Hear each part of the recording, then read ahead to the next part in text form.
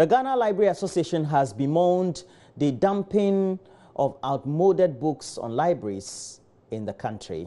Well, this is done in the name of charity, and Ashanti Regional Librarian Elizabeth Arthur says 80% of books donated to libraries cannot be put on the shelves. She was speaking at the 5th Library and Information Week in Kumasi. Love FM's Kufuor reports. This is the processing room of Ashanti Library. Librarians are sorting out consignments from donors. Some of the books date back to the 19th century. Officials are left with no choice but to leave them here or ask toilet roll manufacturers to come for them. Elizabeth Arthur is regional librarian. More than 80% of the books received from outside are outmoded. In fact, after going through, they will sometimes bring a lot of books to us, but when we finish with the sorting out, we realize whatever will be needed, we will have only about 20% of the books that will be necessary for the users. Sometimes the books have weak spines and come apart easily. They are moldy, and infections find their way onto other books. So we see holes and all these infested, worm infestation. By the time you add to your stock, it will even bring a problem, because if it is worm infested, it also affects the little stock that you also have. The Ghana Library Association appeals for strengthened collaboration. President Samuel Bentoagre warns donors to ensure books meet the needs of users. And some people even get annoyed. They come and say, where are the books? But they think that once there is a book that is needed, so you should put them on the shelf. But when it comes, professionally, we go through them. Are they current? Is that what we need before we start processing them? So as I said, some people tell you most of about 80% of them, but it usually will happen when you don't engage them. You see, when you engage, you have a hand in what is coming. You tell the person, if you bring me this, no. And some that come with conditions, you tell them, no, I cannot do that. As Ghana marks the 5th Library and Information Week, Mr. Bentoagre wants government to revive libraries in basic schools. The school libraries are supposed to be in schools, so those down before the tertiary. And they are really, some are really not even existing at all. You know, we used to have some in boxes and what have you. Reporting for JoyNews, Kufuor. Still in Kumasi, and the Metropolitan Assembly has warned chiefs and other influential persons to desist from intervening for people who breach building regulations.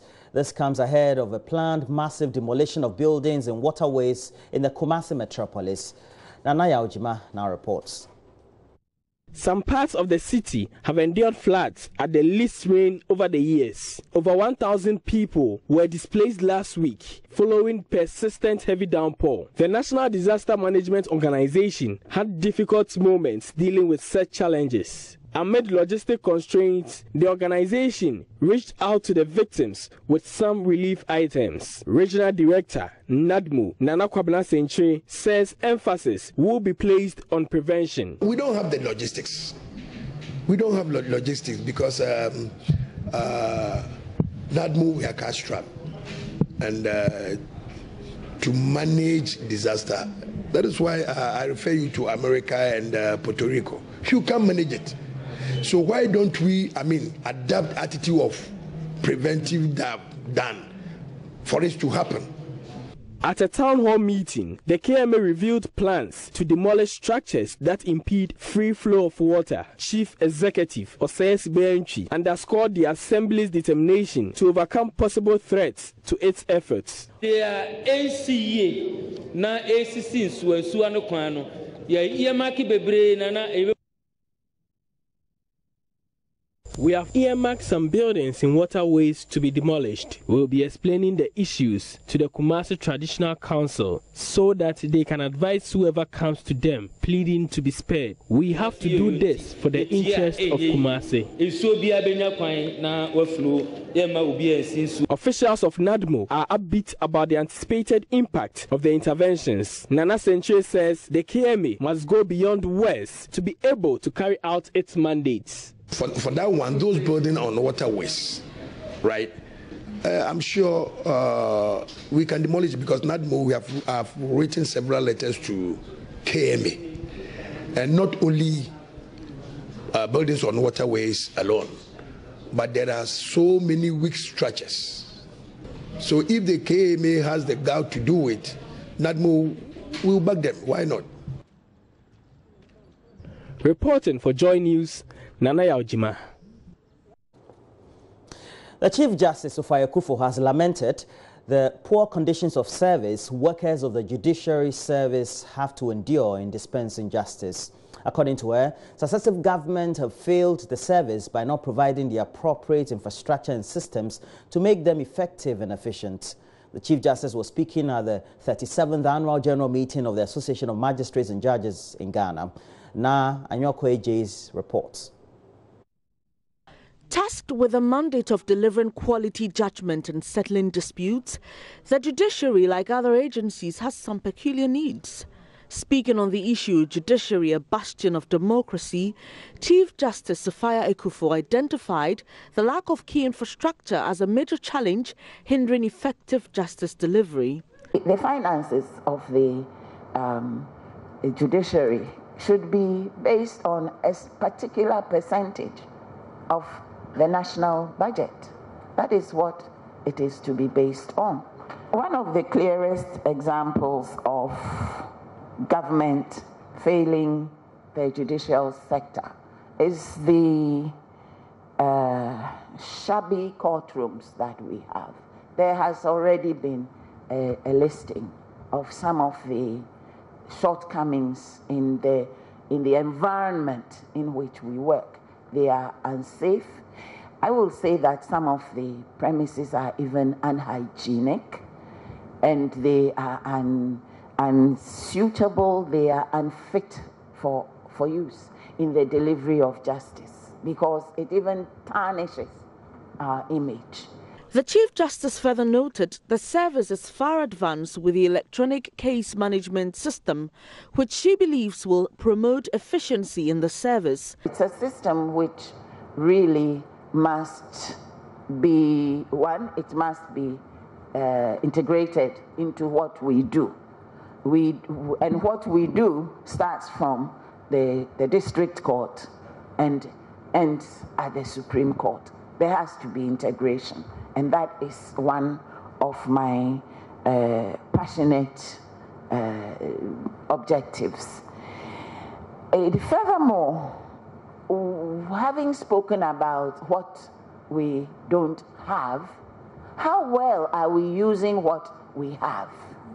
Because if we have electronic case management system, as I understand case management, it is not only the electronic aspect of it. It is building efficiency into the entire case management process, from the moment a matter is filed up to when judgment is delivered. And the objective is to create efficiency and also thereby reduce backlog. She appealed to government to, as a matter of urgency, address challenges plaguing the judicial service to enhance effective delivery.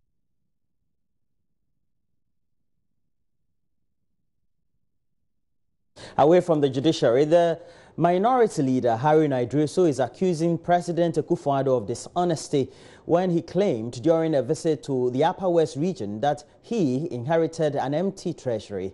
The president, in response to demands by chiefs for infrastructure, asked them to give him a lot more time to deliver on his promises because he needs to work from the bottom as a result of the bad state of the economy he inherited. But the minority leader says the president would not have been able to even keep the country running if that was the situation. I should think that as President of the Republic, he owes a Ghanaian citizen a certain frankness, and he has a responsibility to be candid. To say that he has inherited a challenged economy, nobody will fault him for that. But to say empty coffers, what new tax policy measures has he brought as president? None. Yet the country is being governed. state institutions are functioning properly, thanks to what he has inherited. So for me, what is important is that he has inherited viable and strong institutions, because I'm not aware that the president has introduced any tax policy. So how is he able to run government? How is he able to pay workers? The infrastructure going on, he's dependent on some inheritance.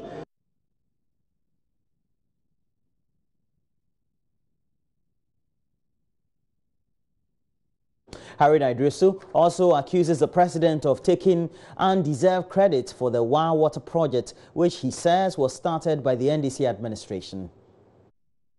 Now, what is even more regrettable, and for you, the media, you must call the president to answer, $50 million. He attributes this project to President Kufuor. That is not candid. This $50 million project from the Korean government is part of what they have chastised and bastardized the NDC over debt. Part of the money was to improve and increase access to water supply to Wa and its surrounding areas. We borrowed, but we borrowed for a good cause. We borrowed, and we borrowed for a just cause. But I think that one of the things we should help the politics of our country is for us begin to acknowledge and give praise when we have to, and recognition where we have to.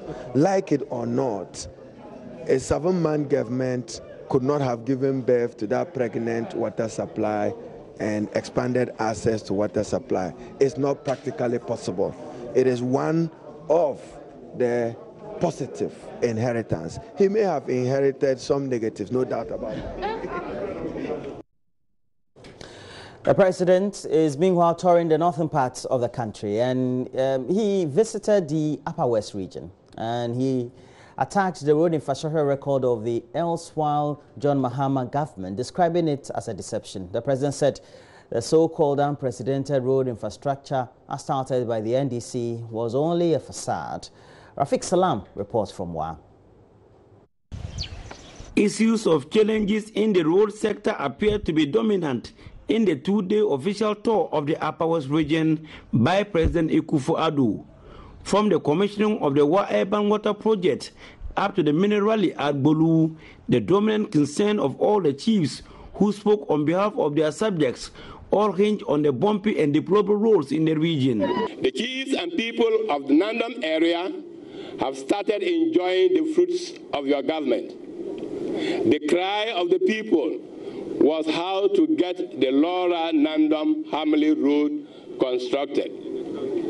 We are happy to say that immediately you assumed office, work on the road started, and it is ongoing.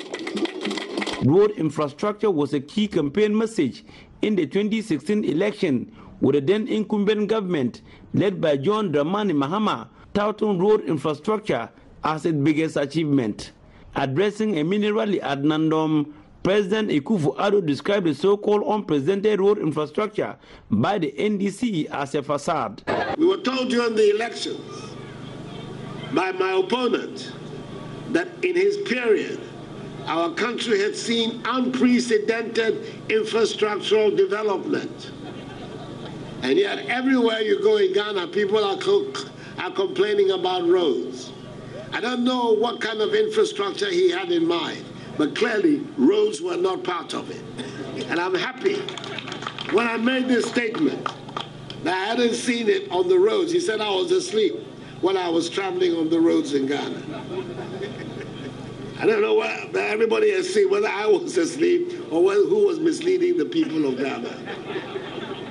But I'm very happy to see that the Laura Nandom Hamile Road, which is such an important arterial road for our country, that work has begun on it again. And I'm appealing to the contractors who are here, the Ghanaian family, who are very well known, very respected contractors in our history, that this time round we're going to the end. And we need your support to make sure that we go to the end. President Kufuor challenged Ghanaians to put their shoulders to the wheel to ensure speedy growth and development of the country. Let us all put our shoulders to the wheel and lift our country, Ghana, up. I've said it before, and I'll repeat it. Ghana is not a poor country. We are not a poor people. What we have not had is good leadership.